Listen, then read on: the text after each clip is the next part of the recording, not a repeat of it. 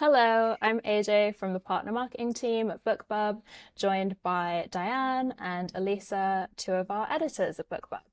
And we're here to talk about BookBub's editorial process. And I'm excited for this conversation because our partners always want to know what's the best BookBub category to choose for their book, what readers respond to best in different categories. So thank you guys for sitting down to share your insights, and we hope this will help partners better understand how we match up books with our different audiences of readers. Today we're going to talk about two of our most popular genres, romance and thrillers, which are good examples of the different nuances between subgenres and the different signals that readers respond to with each. So let's kick it off. So can you start by giving just a general overview of the selection process and how category selection fits into the overall selection process? Sure. So I think the first thing to remember is that we have a fairly limited number of spots in our featured deals products. So we have to make some really tough decisions when it comes to picking the titles that we think will perform the best to our specific readers. I guess the first step is that there are some minimum requirements that all books must meet, with very few exceptions. There are timing requirements in terms of both book and author eligibility, as well as page number requirements. And if a book meets all those requirements, we'll start looking at content. And we rely mostly on historical performance data of books or similar books we've run in the past, and also our knowledge of reader trends, content they really like in different categories, to decide whether to promote a book because we think it'll perform really strongly to a specific category. And obviously, choosing what category the book goes to can play a large role in the book's performance.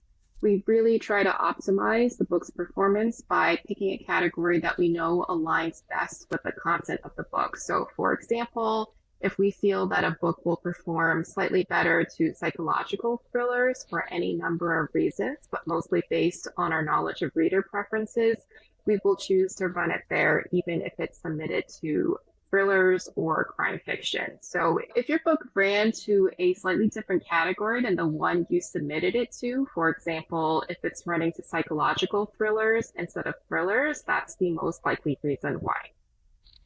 And what signals do you use to figure out whether a book would be a better fit for a certain category?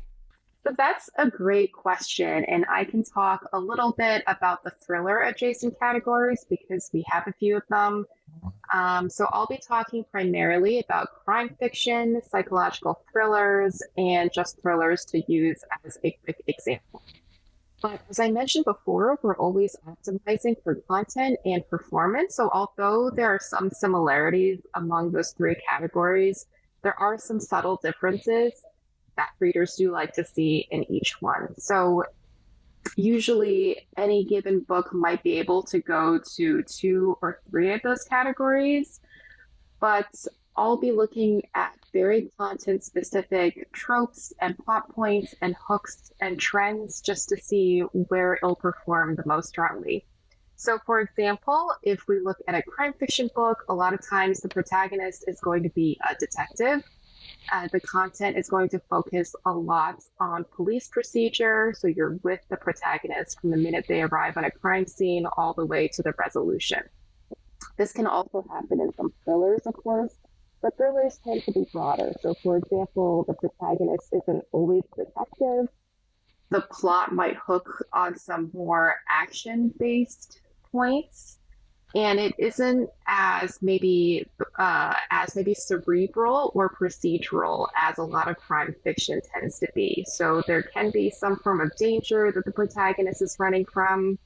And of course, thrillers also encompasses a lot of the most popular subgenres. So for example, if you have a legal thriller you'd like to submit, we always run those to thrillers. We also run medical thrillers, techno thrillers. So in a sense, it's much broader than perhaps our crime fiction books tend to be. I also want to touch a little bit about psychological thrillers because that can be a little bit confusing. When we're running a book to psych thrillers, it often has some elements of reliable narration where the danger, which is mostly clearly articulated in thrillers, might be a little bit more subtle in psych thrillers. So, for example, a protagonist who might not know whether she's in danger or whether she herself is a danger is the prime example of a trope in psychological thrillers that our readers do love. And I can talk a little bit about our romance categories and the various differences between them. I believe we have 10 romance categories right now, or romance adjacent, and they kind of run from the broad to the specific. We have categories like contemporary romance and historical romance that can encompass a wide variety of things because they're mostly based on time period and setting. Within historical romance, you can have a lot of different of the elements. You can have rom-coms, you can have kind of romantic suspense type things, you can have very spicy books, you can have very sweet books, and some of that can be the same with contemporary romance because it's again very very broad. But then we have our more specific categories like romantic suspense that relies on that element of danger, or paranormal romance where you need to have an element of the paranormal like shifters or vampires or ghosts, psychics, that kind of thing.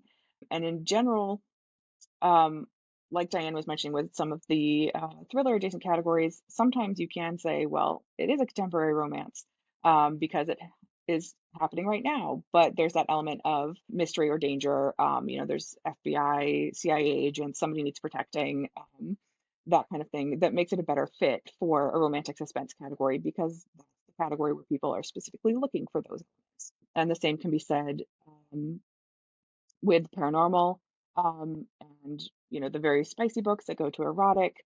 The same can be said with rom-com, where people are specifically looking for humorous books. So in general, that's why we tend to go with a more specific category in those instances. What other romance categories do we have? Time travel. That's also a very specific category that is based around a specific element. And then there are instances where we have a broad category and a more specific category, but the book can be both. For instance, a Regency romance that features werewolves. In that case, we have found that our historical readers, because it's a very broad category, can be very open to that paranormal element, where our paranormal readers tend to not really like a historical setting. And in that case, the historical setting is the more specific point. And that's in general where we would send that book, even if it's submitted to paranormal romance. All right, so one common question we get from authors is what to include in the submission comments. What kind of information is most useful to you guys? What's most helpful for me is knowing if the authors are flexible in any way on either dates or price point or category. Whether they're open to international only is also nice. And also if there are any industry reviews or author reviews that are not included on their retailer pages. Yes, those are all super helpful. And also, just to add that the editorial team loves these partner comments because it really gives us a chance to see what the partner thinks about the book, whether there are any comparisons you might want to make to really big, buzzy books that our readers would know. Those kind of comments are really helpful because it helps editors get a real good sense of the book. So, for example, is it a legal thriller? Is it a medical thriller? What's the plot hook, what might appeal to the reader. And it really helps us capture that to figure out whether we would like to promote the book. And if it's being promoted, it also helps us capture the essence of the book in the blurb to make sure that it's represented well and that readers will find it appealing. All right, so any parting advice on how to choose categories in general? So, when you're picking a category for your book, I think one of the most helpful things you can do is look at the BookBub webpage. We have a lot of books running to all of our categories on our featured deals page, and there you can see what category might be the best fit for your book. You can get a sense of covers that are on books that are running to those categories. You can look at the blurbs. You can get a sense for the authors. And I think that's a really helpful point in getting some guidance on what we might think is the best category fit for your specific book. I agree with that. And I would also say, if you are struggling to figure out which category your book goes into, um, you know, pick one, and if we think it will fit better somewhere else, we will move it to the category that we think it will perform best to. It really is in our author's best interest when we do that. We don't want anyone to have a bad performance. So there's no need to submit to multiple categories or anything like that, because we will get it to its correct place. All right, cool. Thank you guys. This was really great advice and we hope it was helpful. And when you're ready to submit for a featured deal, you can follow the link below this video.